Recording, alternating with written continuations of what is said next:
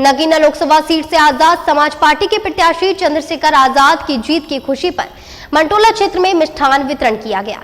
इस अवसर पर पार्टी के प्रदेश अध्यक्ष सुनील कुमार चित्तौड़ का मंटोला क्षेत्र में जगह जगह स्वागत किया गया।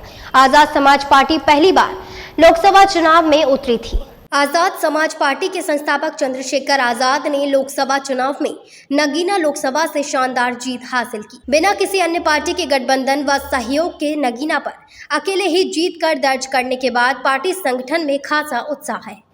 इस जीत की खुशी में आगरा में मंटोला क्षेत्र में पार्टी के प्रदेश अध्यक्ष सुनील चित्तौड़ का भव्य स्वागत किया गया।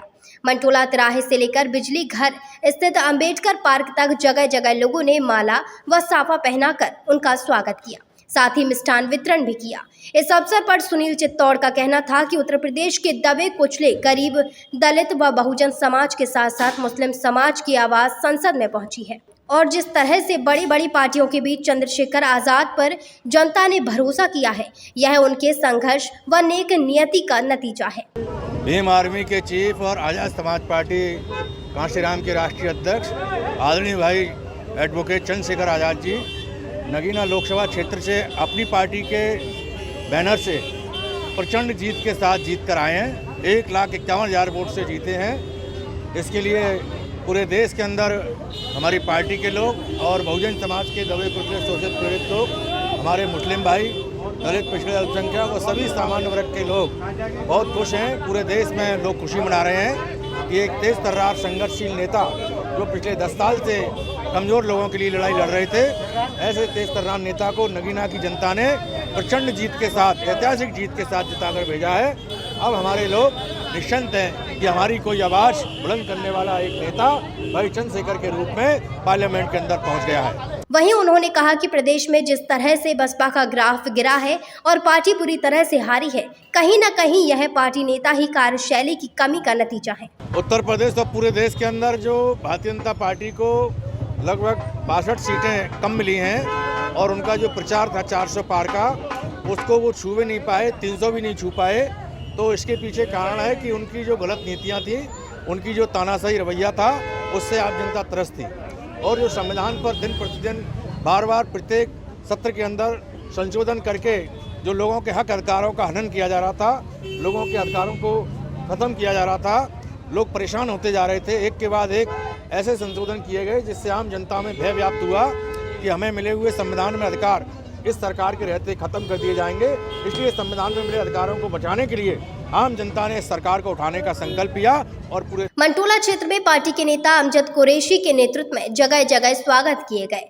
उन्होंने कहा कि अब तेजी से आजाद समाज पार्टी अपना जन आधार बढ़ा रही है। वहीं पार्टी नेता प्रदीप पिप्पल का कहना था कि आने वाले विधानसभा चुनाव में भी आजाद समाज पार्टी की भूमिका बहुत महत्वपूर्ण रहेगी और बिना इसके प्रदेश में सरकार बन पाना संभव नहीं होगा। मंटोला ही नहीं, पूरे उत्तर प्रदेश के मुस्लिम समाज के अंदर खुशी की लहर है, क्योंकि नगीना लोकसभा सीट से हमारे शेर भाई चंद्रशेखर आजाद इस देश की पंचायत के अंदर यानी कि संसद भवन में जो है पहुंचने का जो काम किया है, वो दबे कुचले गरीब लोगों की आवाज़ बन करके संसद भवन के अंदर उठेगी।